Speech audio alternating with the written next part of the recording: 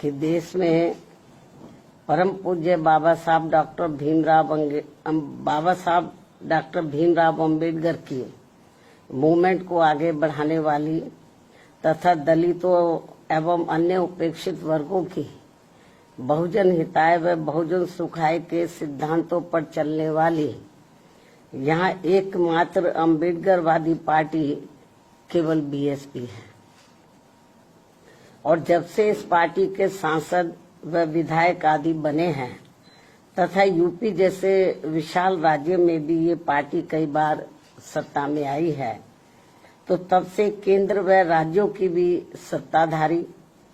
और विपक्ष की भी अम्बेडकर विरोधी जातिवादी पार्टियां किस्म किस्म के साम दाम दंड भेद आदि अनेकों हथकंडे इस्तेमाल करके बीएसपी को कमजोर करने में लगे हैं। और इस मामले में सत्ता व विपक्ष में बैठी जातिवादी पार्टियों ने पर्दे के पीछे से विशेषकर दलित एवं अन्य उपेक्षित वर्गों में से कुछ अवसरवादी व स्वार्थी किस्म के लोगों को मैनेज करके तथा उनके जरिए अभी तक जो भी अनेकों संगठन व पार्टियां आदि बनवाई हैं, तो उन्हें फिर ये पार्टियां अपने फायदे के हिसाब से सक्रिय करके व विशेषकर बीएसपी के मजबूत रहे राज्यों में और उसमें भी उत्तर प्रदेश में किस्म किस्म के हथकंडे इस्तेमाल करके यहाँ दलितों एवं अन्य उपेक्षित वर्गों के लोगों को गुमराह करके उनके वोटों को बांटने में लगी है ताकि बीएसपी आगे बढ़ने से रुक जाए। ऐसे में दलित एवं अन्य उपेक्षित वर्गों में से बने इस किस्म के पार्टी विरोधी संगठनों एवं पार्टियों से इन वर्गों के लोगों को जरूर सावधान रहना है, अर्थात इन्हें ऐसे सभी स्वार्थी एवं अवसरवादी पार्टियों व संगठनों से सदैव दूरी बनाकर रखना है, क्योंकि इस किस्म के संगठनों व पार्टियों से बाबा साहब डॉक्टर भीमराव अम्बेडकर एवं बीएसपी के जन्मदाता व संस्थापक मान्यवर श्री कांशीराम जी की बहुजन हिताय व बहुजन सुखाय की मूवमेंट से कुछ भी लेना देना नहीं है, जबकि वास्तव में इनकी मूवमेंट को आगे बढ़ाने के लिए बीएसपी पूरे जी जान से लगी हुई है, जिसे आगे बढ़ते एवं मजबूत होते हुए देखकर अब पूरे देश में व खासकर यूपी में यहाँ सत्ता एवं विपक्ष की सभी जातिवादी पार्टियां बहुत ज्यादा दुखी व चिंतित भी हैं। और अब पिछले कुछ समय से जब से बीएसपी फिर से मजबूत होनी शुरू हुई है, तो तब से अब यह सभी विरोधी पार्टियां विशेषकर दलित वर्ग से जुड़े अवसरवादी व स्वार्थी किस्म के संगठनों व पार्टियों आदि को विभिन्न स्तर पर इस्तेमाल करके तथा उनके जरिए आए दिन किस्म किस्म के कार्यक्रम आदि करवा के यहाँ दलितों एवं अन्य उपेक्षित वर्गों के लोगों को गुमराह करने में लगी है तथा उनकी ताकत को भी बांटने व कमजोर करने में लगी हुई है, जिनके बहकावे में इन वर्गों के लोगों को बिल्कुल भी नहीं आना है। और इसके लिए अब ये अवसरवादी व स्वार्थी किस्म के बने संगठन एवं पार्टियां यहाँ जातिवादी पार्टियों के हाथों में खेलकर तथा एक सोची समझी रणनीति के तहत बीएसपी के भोले भाले लोगों को अपने इन संगठनों व पार्टियों आदि से जोड़ने के लिए अब अपने कार्यक्रमों में व बैठकों आदि में मान्यवर श्री कांशीराम जी का व मेरा खुद का भी नाम लेकर ये कहते घूम रहे हैं कि हम तो इनके मिशन को ही आगे बढ़ाने में लगे हैं और इसके लिए हम बहन जी का भी काफी सम्मान करते हैं। साथ ही ये भी कहते हैं कि बाबा साहब डॉक्टर भीमराव अम्बेडकर के जिस अधूरे पड़े कारवां को बीएसपी पूरा करने में लगी है, उसके साथ हम भी खड़े हैं। इस किस्म की वो बातें करते हैं लोगों को गुमराह करने के लिए। इस प्रकार से ये सब लिपड़ी चिपड़ी बातें कहकर अब ये अवसरवादी एवं स्वार्थी किस्म के संगठन एवं पार्टियां बीएसपी के लोगों को गुमराह करने में लगी है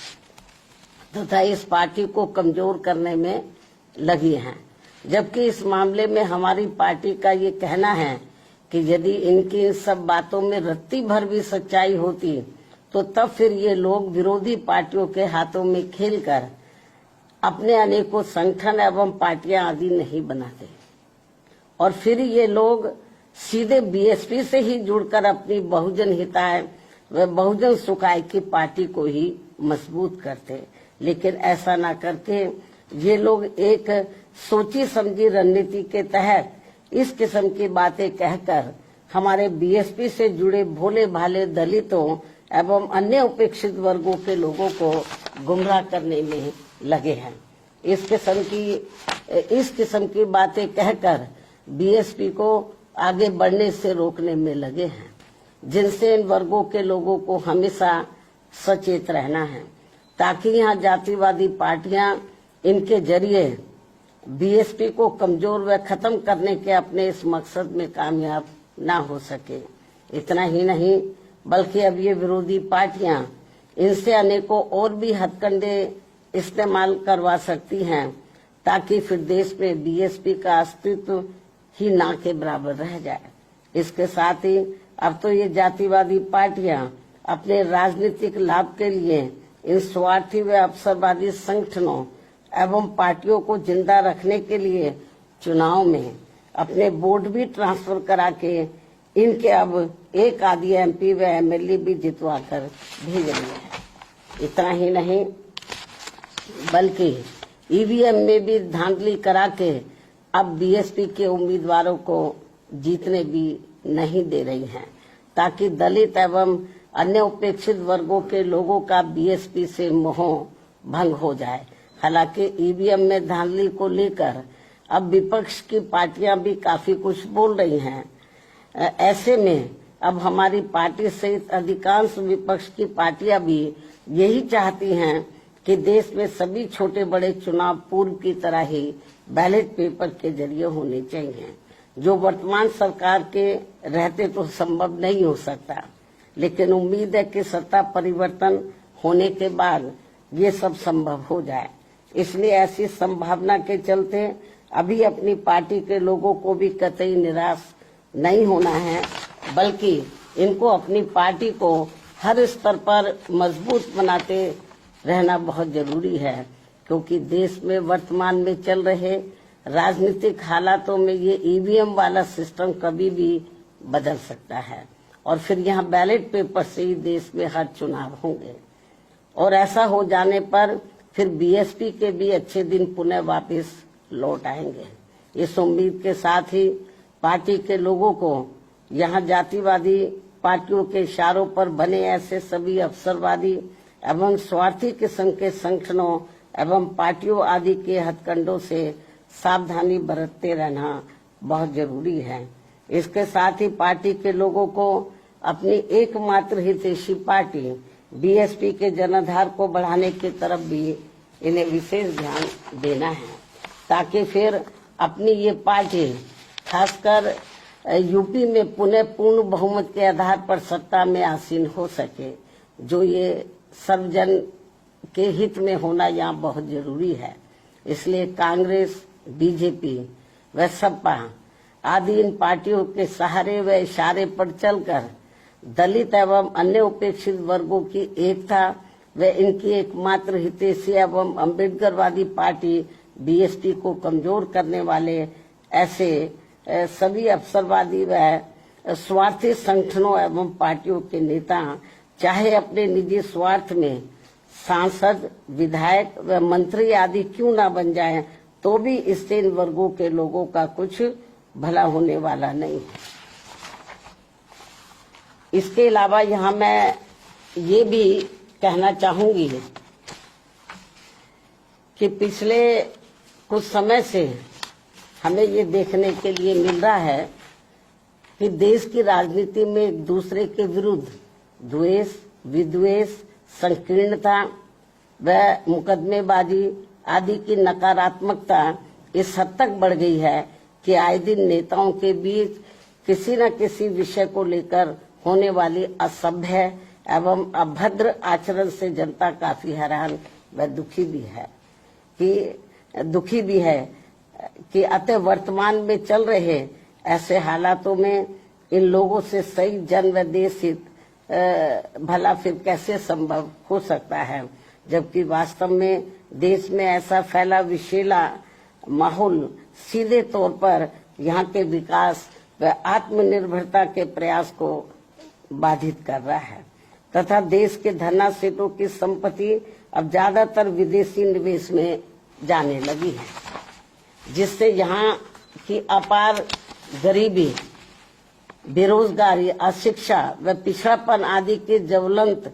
समस्याएं और भी ज्यादा गंभीर होती जा रही हैं। और इस बीच भारतीय अर्थव्यवस्था में अस्थिरता की मिल रही खबरें भी अति चिंतनीय हैं। देश के जीडीपी ग्रोथ में गरीब बहुजनों की उचित भागीदारी न होना अर्थात देश के विकास में सब समाज का हित निहित नहीं होना, ये वास्तविक कारण है जो सबके विकास को अपेक्षित संतोष नहीं दे पा रहा है। इसलिए सबका विकास होना जरूरी है। साथ ही देश के गरीबी एवं बेरोजगारी मुक्त बहुअपेक्षित विकास यानी कि सुखी संपन्न लोगों के विकसित भारत के निर्माण में केंद्र की बहुजन हितैषी नीतियों के साथ साथ राज्यों के गुड गवर्नेंस की भी भरपूर भूमिका न होना, ये भी सोचने की बात है। जबकि यूपी जैसे बड़े राज्यों को भी सबके विकास का दायित्व निभाना अत्यंत आवश्यक है। इतना ही नहीं बल्कि वर्षों से अपने देश की सीमाएं भी पूरे तौर से सुरक्षित नहीं होने के कारण यहाँ समय समय पर आतंकवादी वारदातें भी आए दिन घटित होती रहती हैं। अभी हाल ही में पहलगाम की हुई ताजा घटना इस बात का खास उदाहरण है, जो अति दुखद व चिंतनीय भी है, जिस पर इस समय देश में काफी राजनीति भी की जा रही है। ये भी बड़े दुर्भाग्य की बात है जो नहीं होनी चाहिए। वहीं दूसरी तरफ अब देश में कोरोना का भी तेजी से प्रकोप बढ़ रहा है, जिसके रोकथाम के लिए भी सभी राज्य सरकारों को विशेष ध्यान देना चाहिए। साथ ही देश में लगातार बढ़ रही गरीबी एवं महंगाई आदि ने भी लोगों को अब काफी तोड़कर रख दिया है। इनके साथ साथ इस समय देश के कुछ भागों में भारी वर्षा व तूफान आदि आने की वजह से भी लोग बहुत ज्यादा मुश्किल में हैं।